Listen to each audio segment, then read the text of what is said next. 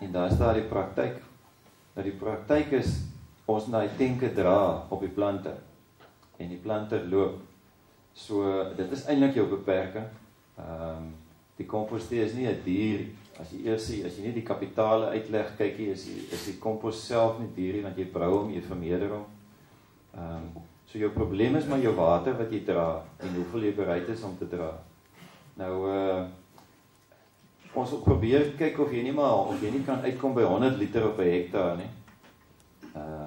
Nou in die praktyk beteken dit dat jy met ten minste 2000 liter tank sleep of dra, wat dan die realiteit gaan wees. Dit is eintlik baie min, maar omdat jy dit spuit net daar waar die druppeltjie val, of waar die saadjie val, en jy spuit basies dit in daai wortelsone, dink ek met die geld wat ons uitsit, doen ons 'n goeie job.